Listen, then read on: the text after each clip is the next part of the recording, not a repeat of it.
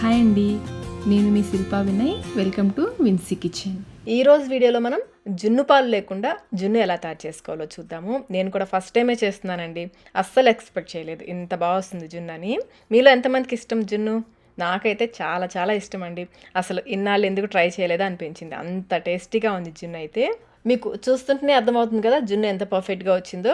అచ్చం జున్ను పాలతో చేసిన జున్నులానే ఉంటుందండి. మీరు ఇప్పటివరకు ట్రై చేయకపోయింటే కనుక తప్పకుండా ట్రై చేయండి. మరి ఇంకెందుకు ఆలస్యం, ప్రాసెస్లోకి వెళ్ళిపోదాం రండి.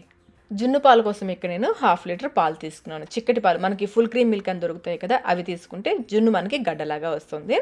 కప్ మెజర్మెంట్లో అయితే 2 ఇంకొక పావు కప్పు పాలు వచ్చాయి. ఈ పాలని ఒక గిన్నెలోకి పోసేసుకోండి. 1/2 లీటర్ పాలు లేదా 2.25 కప్పు పాలు. పచ్చి పాలేనండి, కాచిన పాలు కాదు, పచ్చి పాలే పోసుకోవాలి. ఇప్పుడు ఇందులో 1 కప్పు తురిమిన బెల్లం వేసుకోవాలి. వెయిట్లో వచ్చేసి 150 గ్రామ్స్ ఉంది బెల్లం. బాగా సన్నగా తురిమి వేసుకోండి, లేదంటే బెల్లం కరగడానికి టైం ఎక్కువ పడుతుంది. ఒకసారి బాగా కలిపేసుకొని మూత పెట్టేసి కొంచెం సేపు పక్కన పెట్టేసుకోండి. బెల్లం ఈలోపు కొంచెం కరుగుతుంది. మీరు స్వీట్నెస్ తక్కువ తినేవాళ్ళైతే కొంచెం బెల్లం తగ్గించి వేసుకోండి. ఒక 2 టేబుల్ స్పూన్లు బెల్లం తగ్గించి వేసుకోండి. బెల్లం కరిగిన తర్వాత స్పూన్తో ఈ విధంగా మ్యాష్ చేసేసుకుంటూ బెల్లం అంతా కూడా పూర్తిగా కరిగించేసుకోవాలి. చూడండి, బెల్లం బాగా కరిగిపోయింది కదా. ఇప్పుడు ఇందులో జున్ను పౌడర్ వేసుకోవాలి. నేనైతే కామధేనువు జున్ను పౌడర్ ఉంటుంది కదా, ఇది వేసాను. మీకు అన్ని సూపర్ మార్కెట్స్లో, ఆన్లైన్లో కూడా దొరుకుతుంది. దీనిపైనే ఉంటుందండి పాలెన్ని పోసుకోవాలి, బెల్లం ఎంత వేసుకోవాలి. సేమ్ నేను అదే మెజర్మెంట్స్ ఫాలో అయిపోయాను. ఇది వెయిట్లో వచ్చేసి 100 గ్రామ్స్ ఉంది. కప్ మెజర్మెంట్లో అయితే 3/4 కప్ వచ్చింది. 100 గ్రాముల జున్ను పౌడర్కి 1/2 లీటర్ చిక్కటి పాలు, 150 గ్రాముల సన్నగా తురిమిన బెల్లం వేసుకోవాలి. ఈ జున్ను పౌడర్ అంతా ఈ పాలలో ఎక్కడా కూడా గడ్డలు లేకుండా బాగా కలిపేసుకోవాలి. ఈ జున్ను పౌడర్ని నేను చాలా ఇయర్స్ నుంచి చూస్తున్నానండి, కానీ ఎప్పుడూ ట్రై చేయలేదు. అబ్బా ఏం బాగుంటుందిలే అని. నిజంగా అండి, అసలు ఎంత బాగుందో, అచ్చం జున్ను పాలతో చేసిన జున్నులానే ఉంది. ఎక్కడ గడ్డలు లేకుండా బాగా కలిపేసుకొని మీరు ఎందులో అయితే జున్ను చేసుకోవాలనుకుంటున్నారో ఆ గిన్నెలోకి ఒకసారి ఫిల్టర్ చేసేసుకోండి. బెల్లంలో ఏమైనా నలకలు ఉంటే పోతాయి.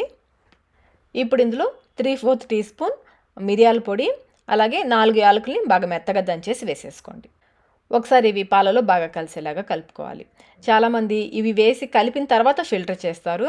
అలా కాకుండా వీటితో పాటు ఉడికితేనే జున్నుకి మంచి టేస్ట్ వస్తుంది. బాగా కలిపేసుకుని ఇప్పుడు దీన్ని మనం ఉడికించుకుందాము. స్టవ్ పైన అడుగు మందంకల ఒక పెద్ద పాత్ర పెట్టేసుకుని దీంట్లో 2 కప్పులు సుమారుగా 1/2 లీటర్ వరకు నీళ్లు పోసేసి ఈ నీళ్ళని మరిగించుకోవాలి.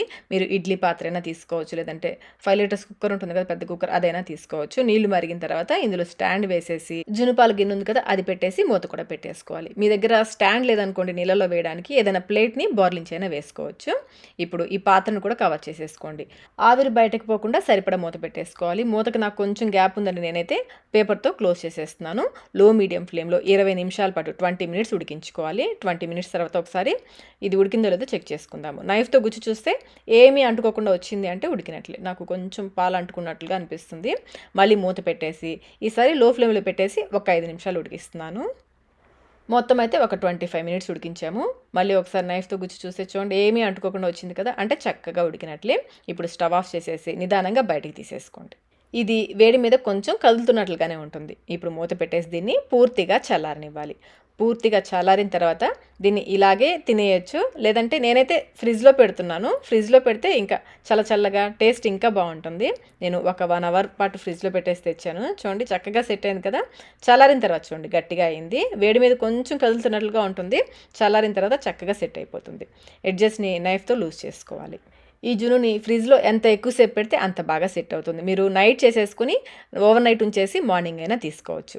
ఇప్పుడు ఒక ప్లేట్ని బోర్లించేసి నిదానంగా తిప్పేసుకోండి. తిప్పేసి పైన ఒక 2-3 సార్లు ట్యాప్ చేయండి. కొంచెం గట్టిగా ట్యాప్ చేస్తే మనకి అంటుకోకుండా చక్కగా వచ్చేస్తుంది.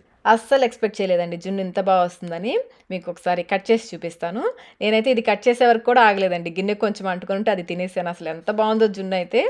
అచ్చం జున్ను పాలతో చేసిన జున్నులానే ఉంది. టెక్స్చర్ కూడా చూడండి ఎంత బాగుందో కదా. జున్ను పాలు అంటే చాలామందికి ఇష్టం ఉంటుంది, కానీ మనకి రెగ్యులర్గా జున్ను పాలు దొరకవు కదా. చక్కగా మనకి ఎప్పుడు జున్ను తినాలనిపిస్తే అప్పుడు ఇలా పౌడర్తో చేసుకొని తినేయచ్చు. మీరు కూడా అయితే ఒకసారి తప్పకుండా ట్రై చేయండి. ట్రై చేసి మీకు టేస్ట్ ఎలా అనిపించిందో మాకు కమెంట్ రూపంలో తెలియచేయండి. వీడియో నచ్చినట్లయితే లైక్ చేయండి, మీ ఫ్రెండ్స్కి, ఫ్యామిలీ మెంబర్స్కి షేర్ చేయండి. ఇలాంటి మరిన్ని రెసిపీస్ కోసం మన ఛానల్ని సబ్స్క్రైబ్ కూడా చేసుకోండి. Thank you.